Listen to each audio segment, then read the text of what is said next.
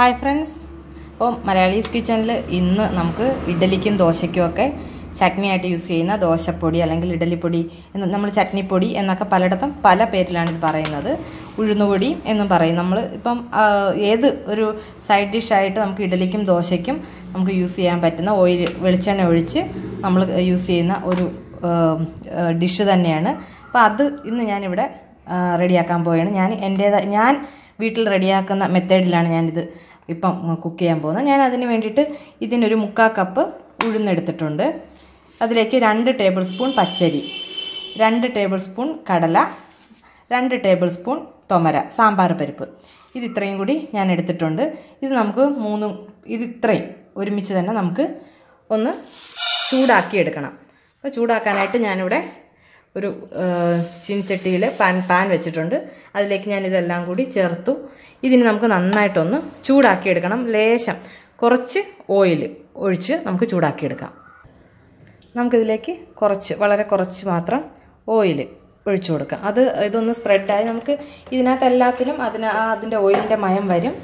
Just ഒന്ന് നന്നായിട്ട് പെട്ടെന്നൊന്ന് ചൂടായി കിട്ടാനും ഒരു ക്രിസ്പ്നെസ് ഈ ഉഴുന്നിനും ഒക്കെ ആയിട്ട് കിട്ടാനും വേണ്ടിയാണ് നമ്മൾ ഇതുപോലെ ലേശം ഓയിൽ ഒഴിക്കുന്നത്. അപ്പോൾ ഇതിപ്പോൾ നമുക്ക് നന്നായിട്ടൊന്ന് ചുവന്ന് വരുന്നത് വരെ ഒന്ന് വറുത്തെടുക്കാം.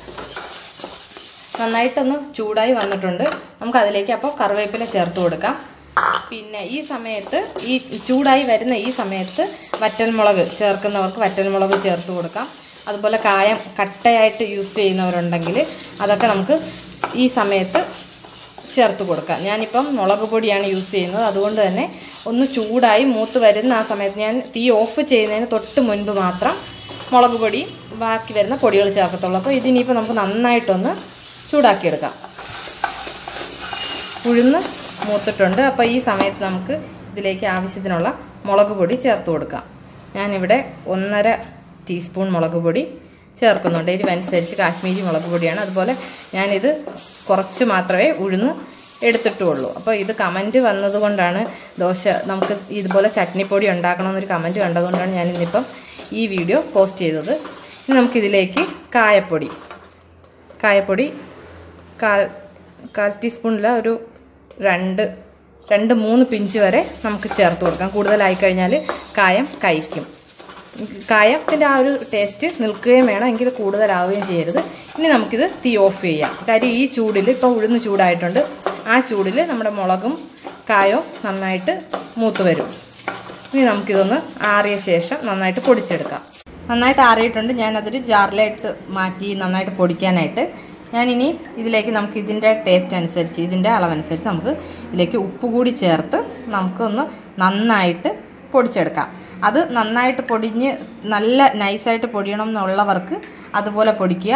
അതല്ല ചെറിയ തരിതരിപ്പ് വേണമെന്നുണ്ടെങ്കിൽ അതനുസരിച്ച് പൊടിക്കുക. ഞാൻ എന്തായാലും ഇവിടെ എനിക്ക് കുറച്ച് തരിതരിപ്പ് പോലെ കുറച്ച് ഇതും കൂടെ വേണം. അതുകൊണ്ട് തന്നെ ഞാൻ അങ്ങ് വളരെ നൈസായിട്ട് ഞാൻ പൊടിക്കുന്നില്ല. എന്നാൽ ഞാനിത് ഒന്ന് പൊടിച്ചെടുക്കാം. നന്നായിട്ട് ഞാൻ പൊടിച്ചെടുത്തിട്ടുണ്ട്. അപ്പം നല്ല നൈസായിട്ടാണ് പൊടിച്ചിരിക്കുന്നത്. കുറച്ച് തരിയുമുണ്ട്. അപ്പോൾ ഇത് നമുക്കിനി ഒരു പാത്രത്തിലേക്ക് മാറ്റാം. നമുക്ക് ആവശ്യത്തിന് ഇത് എല്ലാവർക്കും അറിയാം ഇതെങ്ങനെയാണ് യൂസ് ചെയ്യുന്നതെന്നുള്ളത്. നന്നായിട്ട് നമ്മളിപ്പം ഇഡ്ഡലിക്കും ദോശയ്ക്കും ഒക്കെ ഇത് കുറച്ചെടുത്തിട്ട് വെളിച്ചെണ്ണ യൂസ് ചെയ്ത് നമ്മൾ കഴിക്കും. അപ്പോൾ വളരെ ടേസ്റ്റി ആയിട്ട് നിങ്ങൾക്കും ഇനി ഇതുപോലെ ദോശപ്പൊടി വീട്ടിൽ തയ്യാറാക്കാവുന്നതാണ്. എന്തെങ്കിലും ഡൗട്ട് ഉണ്ടെങ്കിൽ നിങ്ങൾക്ക് കമൻറ്റിലൂടെ ചോദിക്കാവുന്നതാണ്. എല്ലാവരും ഇത് ട്രൈ ചെയ്ത് നോക്കുക. ഇഷ്ടമാകും. Thank you. ബൈ.